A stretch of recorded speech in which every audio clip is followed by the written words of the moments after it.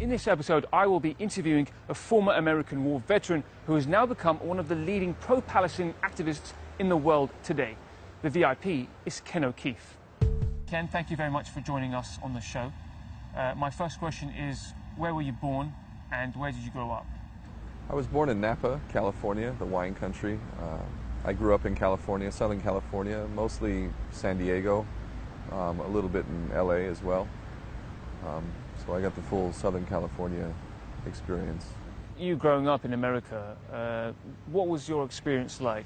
You know, how was the America that you knew of before? I think my experience is very typical, you know, especially as a white middle-class kid growing up in a comfortable suburban environment. I believed, of course, that America is the greatest nation in the world, the bastion of freedom and democracy. I loved my country. And I still love America, the people. I have no hatred for them at all. But I certainly have nothing but scorn for the government of the United States and many of the institutions which are pervasive throughout American society. I also had renounced my U.S. citizenship formally in March of 2001. So I went directly to the State Department and handed them paperwork stating why I was no longer willing to be a U.S. citizen and stating explicitly why I had every reason to resent and to speak out against the United States for all of its crimes. So I was becoming more and more of a target, and then 9/11 happened. And while I had a beautiful business in Hawaii, I was making money, I was doing what I loved, living in paradise, swimming with dolphins and turtles and all this sort of stuff. I literally fled the country in November of 2001 because I knew that 9/11 back then was some sort of false flag operation, and I knew what was coming. I knew that the death and destruction and war that was going to come from that event was going to be monstrous, and I wanted no part of it. Why did you fear that they'll target you even more, or did you fear that they were going to somehow oblige you to join the army? What was it? I already had an $11,000 bench warrant issued for my arrest, so the police could come to my house, they could pull me over at any point, and when you pull over a guy like me with an $11,000 bench warrant, the first thing the cops will do is draw their guns, put your hands up, get on the ground immediately, and if you move even slightly slow or do something that's not exactly what they want, I mean, you could be dead very quickly. Again, let's talk to black people in America. How many black people have been murdered simply because they're black? This is what was the reality for me, is that I was a target. This was dangerous. I knew 9/11 was some sort of false flag, and the whole country seemed to believe what they were being told, that 19 hijackers and Osama bin Laden managed this whole operation from a cave in Afghanistan, which to me, even then, seemed beyond ridiculous that people would believe that kind of rubbish. But I left because I knew that I would end up falsely imprisoned or even killed, and really it was a necessary decision for me. So I sought political asylum in Holland and actually entered Holland as a refugee and lived in a refugee camp in Holland. I was almost totally ignorant about Palestine all the way up into my 20s. I was very, very ignorant. The American people have been lied to so thoroughly and so effectively about Palestine that they really had come to believe, thankfully this is changing now, but most people believe that the poor Israelis, they're having to deal with these rabid dog lunatic Muslim fanatics who want to drive all the Jews into the sea, and they hate them because they're Jewish, and this is complete rubbish. But most Americans, I think, I can fairly say, believe this basic narrative. And would you say right now, what is the biggest struggle at the moment in today's world? Right now, I'd say the biggest struggle is to overcome our own prison of the mind. And this is what's happening. More and more people are realizing that what I've been told, what I've been taught, what I have thought to be true is actually not true. Most everything that we've been told is actually the opposite of what's true. So, for instance, in America being the greatest nation in the world.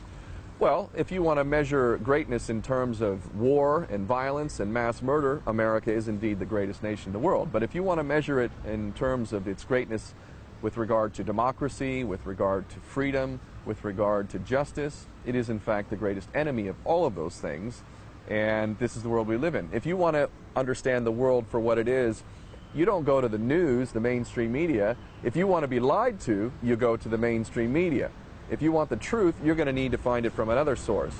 And this is the world we live in. And once we begin to break free from the prison, the conditioning that has been provided to us, and start to think for ourselves, we start to liberate ourselves. Who are these few elites controlling the world? Well, this brings up a really interesting question. There are a lot of people out there who will claim to know who it is exactly. And they'll say, for instance, it's the Vatican, or maybe it's the reptilians, or maybe it's the Jesuits, or maybe it's the Skull and Bone Society, or the Committee of 300, or, you know, we can go on and on and on like this.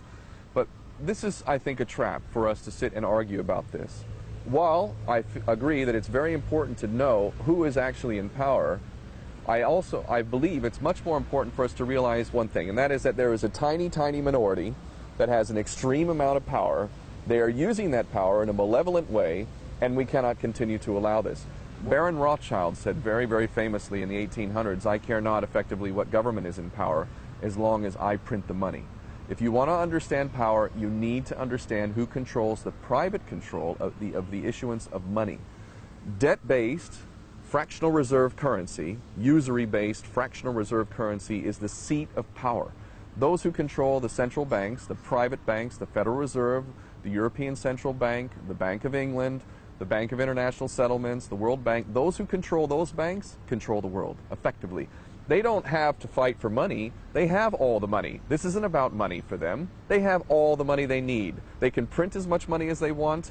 They can put zeros into any bank account they want. They can buy anything and anyone who can be bought. The only people that cannot be bought are those who value their integrity more than money. Sadly, however, we live in a world where many people have been conditioned into a material belief that their happiness is contingent upon what they can accumulate.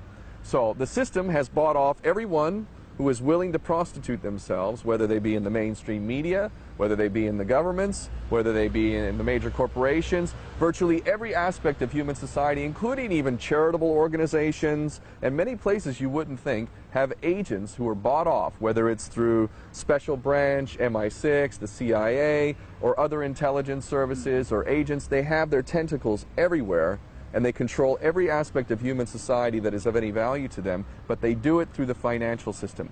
And the answer, if you ask me, to how we liberate ourselves, aside from the prison of the mind first, is to take back control of the financial system. John F. Kennedy did that just before he died. He signed an executive order which would have allowed the U.S. government to bypass the Federal Reserve, a private bank, would have bypassed the Federal Reserve and allowed the United States to print its own money once again. He was dead within 6 months. Even Lincoln initiated a policy of using the greenback, which would have been beyond the central bank at that time.